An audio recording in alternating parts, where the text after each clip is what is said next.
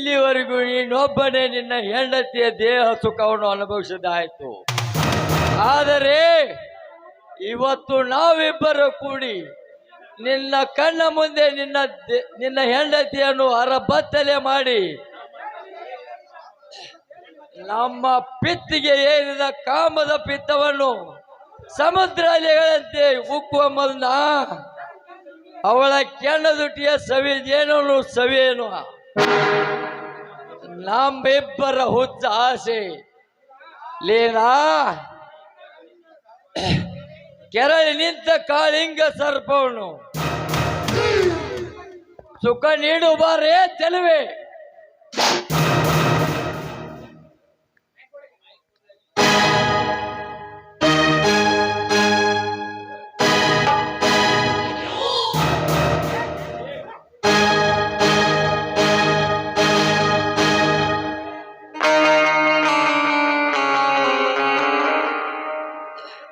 ಬೇಡ ಪಾಟೀಲ್ರಿ, ದಯವಿಟ್ಟು ಬೇಡ.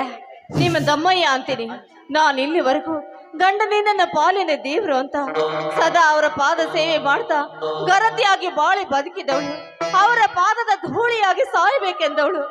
ಅಂತ ಹೆಣ್ಣಿನ ಬಾಳಲ್ಲಿ ಸುಂದರ ಗಾಳಿ ನೆಪ್ಪಿಸಿ ಅವಳ ಜೀವನವನ್ನು ಹಾಳು ಮಾಡಬೇಡಿ. ನಿಮ್ಮ ದಮ್ಮಯ್ಯ ಅಂತೀನಿ, ನಿಮ್ಮ ಕೈ ಮುಗಿತೀನಿ, ದಯವಿಟ್ಟು ನನ್ನ ಬಾಳನ್ನ ಹಾಳು ಮಾಡಬೇಡಿ. ಹೊಲಸು ಹೆಣ್ಣೆ, ನಾವು ರಾಜಕೀಯ ಗಣ್ಯ ವ್ಯಕ್ತಿಗಳು, ದೇಶದ ಭವಿಷ್ಯವನ್ನು ತಿದ್ದುವ ಜನನಾಯಕರು. ನಾವು ಸಿಳ್ಳೆ ಹೊಡೆದರೆ ಸಾಕು, ನಿಮ್ಮಂತ ಪರಸ್ತ್ರೀಯರು ಶರಗಾಸಲು ತುದಿ. ನೀನೊಂದು ಬಡ ರೈತನ ಹೆಂಡತಿ, ಗರತಿಯ ಗುಣಗಾನ ಮಾಡುವೆಯಾ? ಲೇ ನೀಲ, ಸುಮ್ಮನೆ ನೀನು ಕಣ್ಣು ಮುಚ್ಚಿ ನಮ್ಮಿಬ್ಬರ ನಡುವೆ ಮಲಗಿ ಸುಖ ಕೊಡುವೆಯಾ? ಇಲ್ಲ ನಿನ್ನ ಪತಿ ರಾಯನನ್ನು ಪರಲೋಕಕ್ಕೆ ಪಾರ್ಸಲ್ ಮಾಡಿಸಲು. ಯಪ್ಪ ಶಿವಾನಂದ, ಇವತ್ತು ತೊಂಡೆ ಹಣ್ಣೆ ಅಂತ ತುಂಬಿ ನಿಂತ ದೇವವನ್ನು ಭೋಗಿಸೋರ್ಗು ಕತ್ತೆ ಮಗನಿಗೆ ಜೀವ ಭಿಕ್ಷೆ ನೋಡೋಣ. ಏನಂತೀರಿ ಧನ್ಯರ? ದುಷ್ಟ ಜಂತುಗಳೇ, ಸ್ತ್ರೀಯರ ಮೇಲೆ ಬಲಾತ್ಕಾರ ಮಾಡುವ ಮೊಟ್ಟಾಳರಿಗೆ ಮೊಟ್ಟಿ ಮೊಟ್ಟಿ ನೋಡ್ಕೋ ಸಮಯ ಇನ್ನೂ ಬಾಳ ಹೊತ್ತಿಲ್ಲ. ಲೇ ಬಟ್ಟಿ ಮಕ್ಕಳು, ಕುತ್ತಿ ಜಾಸ್ತಿ ಮಾತ್ ಕರು. ನಿನ್ನ ಗೊಂಡ ಬೆದರಿಕೆಗೆ ಬೆದರು ಮುಟ್ಟಳರು ನಾವಲ್ಲ. ಲೇ ಬಾಡಿಗಾರ್ಡ್ಸ್, ಇವನ ಮೈ ಚರ್ಮವನ್ನು ಕಿತ್ತು ಹೋಗುವಂಗೆ ಹೊಡೆಯಿರಿ, ಅಂದರೆ ಬುದ್ಧಿ ಬರೋದು ಈ ಬಡ್ಡಿ ಮಗನಿಗೆ.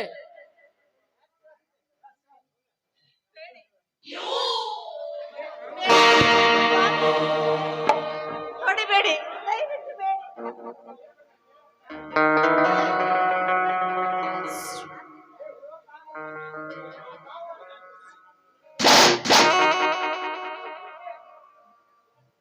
ಲೇ ಕಾಮುಕ ಜಂತುಗಳೇ, ನೀವು ನನ್ನ ಮಾವನನ್ನ ಕಟ್ಟಿ ಹಾಕಿ ಚಿತ್ರಹಿಂಸೆ ಕೊಟ್ಟ ಮಾತ್ರಕ್ಕೆ ಈ ನನ್ನ ದೇಹವನ್ನ ನಿಮಗೆ ಅರ್ಪಿಸ್ತೀನಿ ಅಂದುಕೊಂಡಿರೇನು? ಸಾಧ್ಯ ಇಲ್ಲ ಕಣೋ, ಅದೆಂದಿಗೂ ಸಾಧ್ಯವಿಲ್ಲ. ಏಕೆ ಕಾಗೆ ಅಂತ ಕಿರಿಸಿ ಗಂಟಲ ಕೊಳುವೆ ಹರಿದುಕೊಳ್ಳುವೆ? ನಿನ್ನ ಭಾವ ನನ್ನ ಇಲ್ಲಿಗೆ ಬರಲು ನಾವು ನಮ್ಮ ಅರಮನೆಯಲ್ಲಿ ಸಾಕಷ್ಟು ಮದ್ದಾನೆಗಳನ್ನೇ ಸಾಕಿದ್ದೇವೆ. ನೀಲ, ನಾನೊಂದು ನಿನಗೆ ಮಾತು ಹೇಳುತ್ತೇನೆ, ಹುಚ್ಚರಂಗ ಎತ್ತರ ತೆಪ್ಪಿ ಕೇಳುವುದಿಲ್ಲ. ಹುಚ್ಚಂತೆ ಶಬ್ದದಿಂದ ಬಗಳಿದರೆ ನಿನ್ನ ಶೀಲವನ್ನು ಸುಮ್ಮನೆ ನಮಗೆ ಅರ್ಪಿಸಿ ನಾವು ರಾಜಕೀಯದಲ್ಲಿ ಅಂದರ್ಬಾಡ್ ಆಡಿ ಗಳಿಸಿದ ಹಣವನ್ನು ರಾಶಿ ಗಂಟಲೆ ನಿನ್ನ ಮೇಲೆ ಸುರುವೆ. ಬಾ ಹೆಣ್ಣೆ, ನಮ್ಮಂದಿಗೆ ಸುಖ ನೀಡುವ. ನನ್ನ ಮಕ್ಕಳು, ನೀವು ಮನುಷ್ಯರ ಇಲ್ಲ ಮನುಷ್ಯರ ರೂಪದಲ್ಲಿ ರಾಕ್ಷಸರ? ಎಂತ ನುಡಿಗಳನ್ನು ಆಡಲು ನಾಚಿಕೆ ಆಗುದಿಲ್ವೇ ನಿಮ್ಮ ಹೇಸಿಗೆ ಜನ್ಮಕ್ಕೆ? ಲೇ ಪಾಟೀಲ,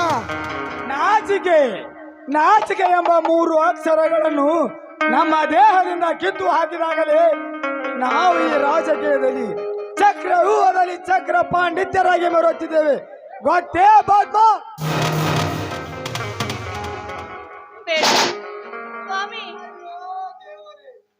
ಅಯ್ಯೋ ದೇವರೇ, ಅಮ್ಮ ಸಂಕಟ ತಾಳಲಾರೆ. ಕೆ ಸಂಘ ನಿಮ್ಮ ಮನಸ್ಸಿಗೆ ಬಂದಂತೆ ಅನುಭವಿಸರಿ ಈ ಈ ಸುಂದರಿ ಚೆಲುವೆಯನ್ನು. ನಿಮಗೆ ಸಾಕು ಸಾಕು ಅನ್ನೋದಿಗೆ ಅನುಭವಿಸರಿ. ಲೇ ಬಂಡ ರಾಜಕೀಯ ಶಕುನಿಗಳೇ, ನಿಲ್ಲಿಸಿ ನಿಮ್ಮ ಮುಟ್ಟಾಳತನವನ್ನು. ಜನನಾಯಕರಂದು ತಪ್ಪು ಇದ್ದು ನಡೆದವೆಲ್ಲ ಆ ನಂಜೆ ಮಕ್ಕಳ್ಯ ನಿಮ್ಮಿಬ್ಬರನ್ನು ಆವರಿಸಿದೆ. ಏ ಸಾಕಿದ ನಾಯಿಗಳೇ, ಏನು ಕಂಡು ಬಿಡುಕೋತ ನೋಡ್ತಿದ್ದೀರಿ? ಎಳೆದು ಕಂಬಕ್ಕೆ ಕಟ್ಟಿರಿ ಈ ಹುಚ್ಚು ಮುಂಡೆ ಮಗನನ್ನು. ए मातृभूमि तेरे चरणों में सिर नमाओ, मैं भक्त बेटा अपनी तेरे चरण में लाओ मकरिया. इसके सपत उपते श्री राम कृष्ण जैसे सेवा में मेरे तेरे मैं भक्त बेटा अपनी मकरिया. ಲೇಖಕ್ಕೆ ನನ್ನನ್ನು ಕಂಬಕ್ಕೆ ಕಟ್ಟಿಸಿದ ಮಾತ್ರಕ್ಕೆ ನೀನು ಗೆದ್ದೆ ಎಂದು ಊರು ತುಂಬ ನಗ ಹಬ್ಬಿಸಬೇಡ.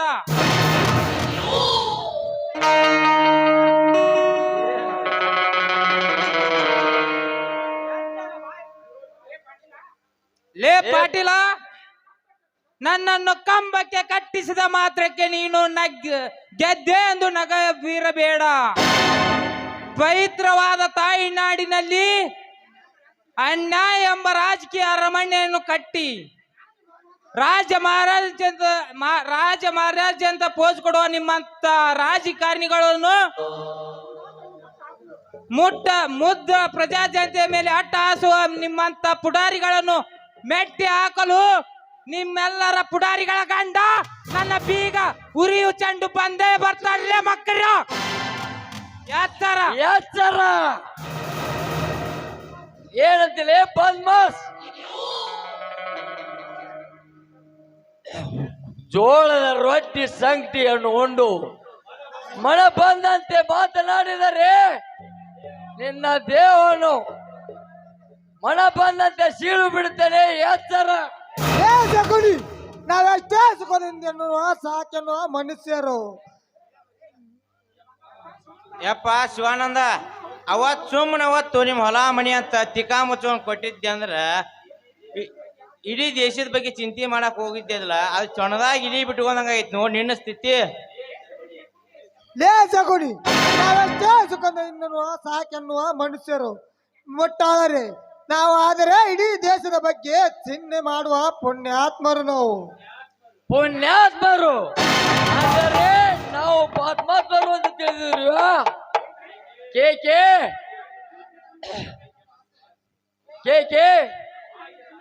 ಮಾಗಿದ ಹಣ್ಣನ್ನು ತಿನ್ನಬೇಕೆನ್ನುವ ಆಸೆ ಎಲ್ಲರೂ ಕೂಡಿಕೊಂಡು ಈ ಚೆಲುವೆಯನ್ನು ಅನುಭವಿಸೋಣ.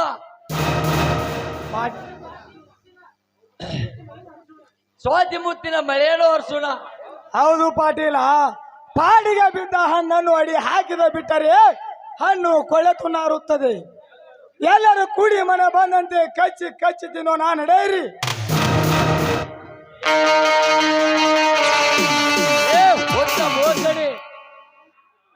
ನಿನ್ನ ಹಾಲಿನಲ್ಲಿ ಹುಳಿ ಹಿಂಡಿ ಹೆಪ್ಪು ಹಾಕಿ ಬೆಂಡಿ ತಗುವ ಬಂಟನಿಗೆ ನೀನಾಗಲೇ ನೀನು ಒಲೆದೆ ಬಂದರೆ ಸರಿ, ಅಥವಾ ಬೆಂಕದಿಂದ ದೂರ ಸರದರೆ ಬಲಾತ್ಕಾರ ಮಾಡಿ ಹೊತ್ತುಕೊಂಡು ಹೋಗಬೇಕಾಗುತ್ತದೆ. ಎತ್ತರ.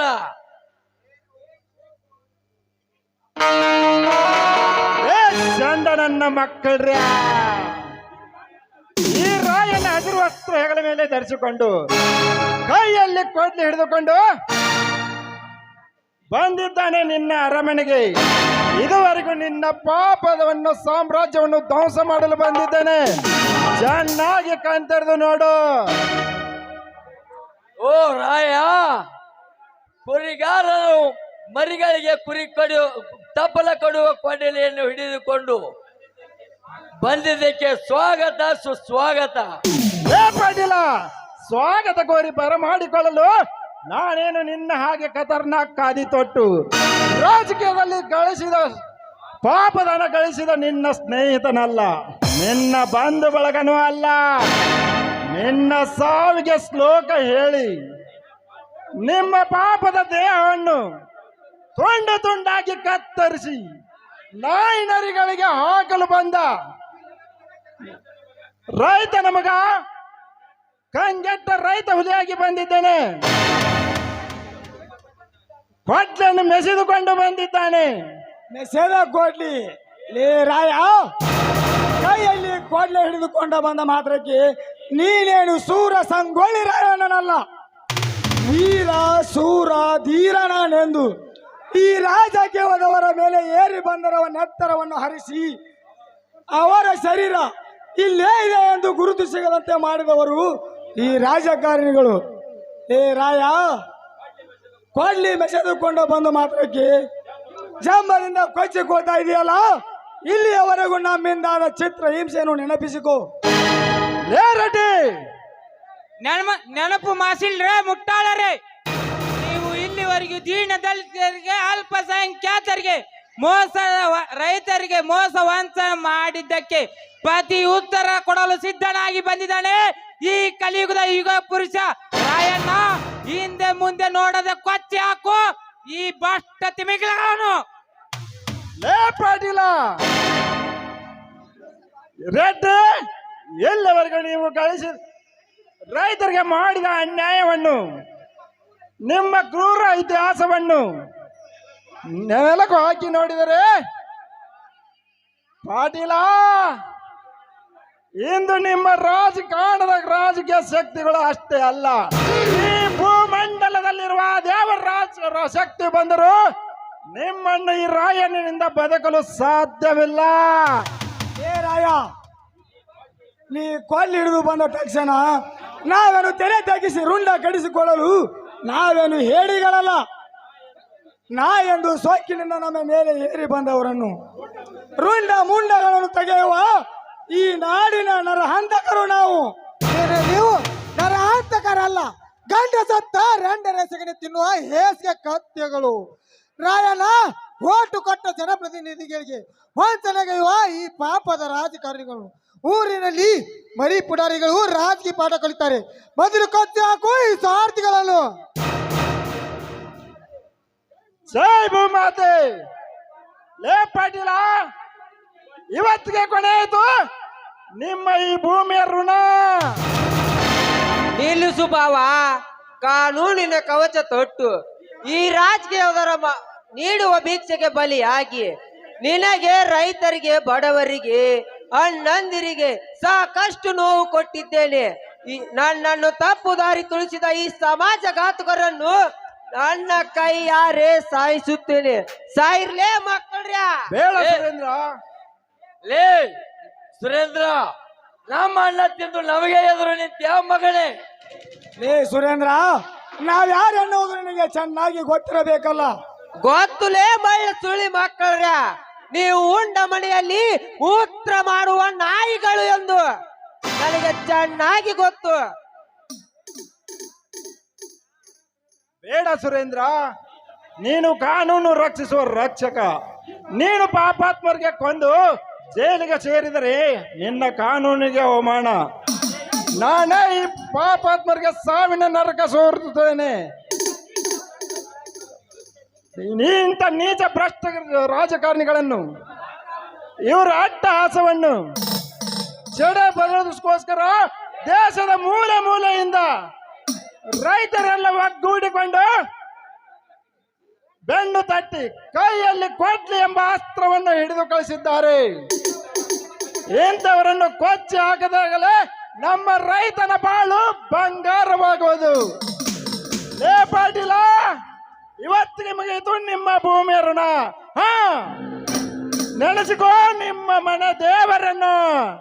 ಬೇಡರಾಯಣ್ಣ, ವಲಸ ರಾಜಕೀಯದಲ್ಲಿ ಸೇರಿ ಬಡವರಿಗೆ ಸಾಕಷ್ಟು ಅನ್ಯಾಯ ಮಾಡಿದೆ. ಕ್ಷಮಿಸಿ ಬಿಡು, ನಿನ್ನ ಹೆಸರು ಹೇಳಿ ಬದುಕಿಕೊಳ್ಳುತ್ತೇವೆ. ಲೇ ಪಾಟೀಲ, ನಿನ್ನನ್ನು ಹಾಗೆ ಬದುಕಲು ಬಿಟ್ಟರೆ ನಿನ್ನನ್ನು ನೋಡಿ ಅದೆಷ್ಟು ಮರಳಿ ಪುರಾಡಿಗಳು ಮತ್ತೆ ರಾಜಕೀಯಕ್ಕೆ ಬರುತ್ತಾರೆ. ನೀನು ಇನ್ನು ಬದುಕಬಾರದು. ರೆಡ್ಡಿ, ಮುಗಿದಲ ನಿನ್ನ ಭೂಮಿಯ ಋಣ.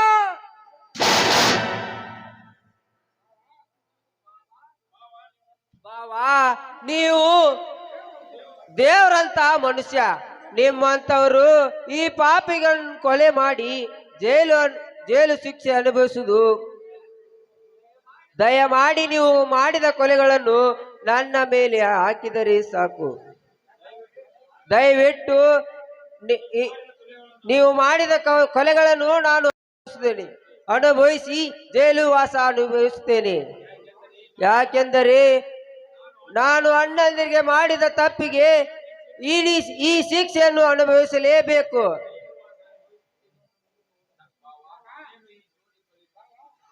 ಬಾವಾ, ನಾನೇ ಈ ಜೋಡಿ ಕೊಲೆ ಮಾಡಿದ್ದೇನೆಂದು ಪೊಲೀಸರ ಮುಂದೆ ಹೇಳಿದರೆ ಸಾಕು.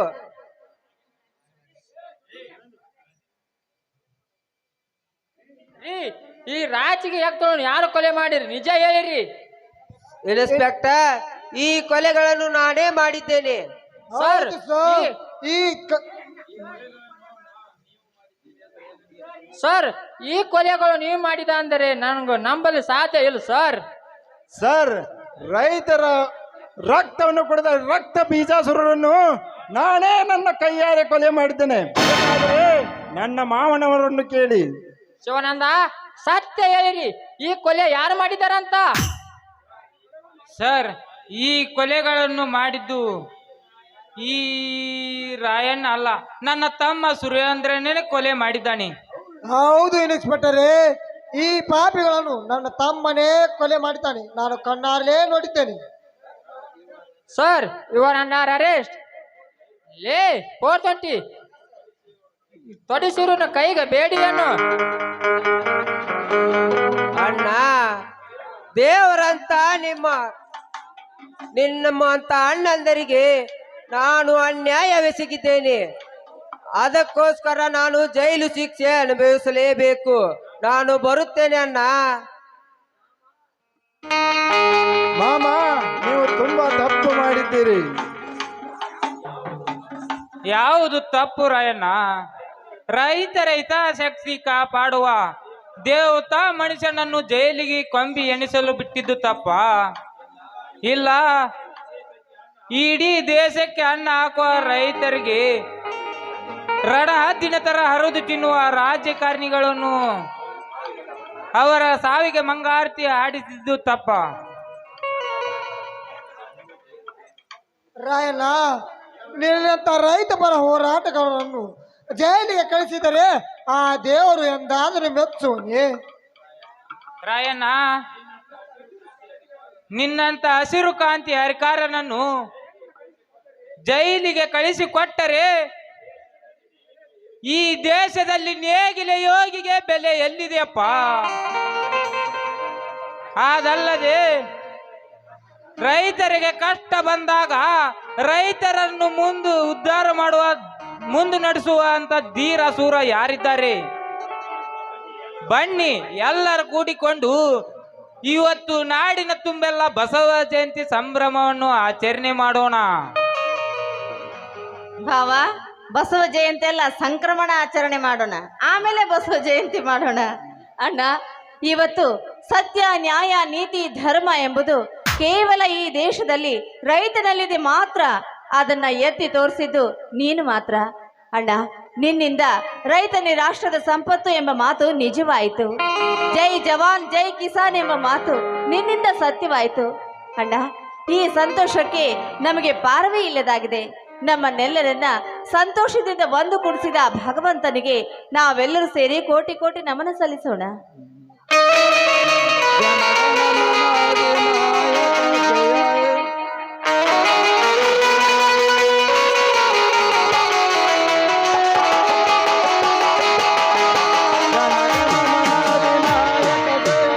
ಭಾರತ ಭಾಗ್ಯ ವಿಧಾತ ಪಂಜಾಬ ಸಿಂಧ ಗುಜರಾತ ಮರಾಠ ಕಾವೇರ ಉಜ್ಜಲ ವಂಗ ಹಿಮಾಚಲ ಯಮುನಾ ಗಂಗಾ ಉಜ್ಜಲ ಜಲಧಿತ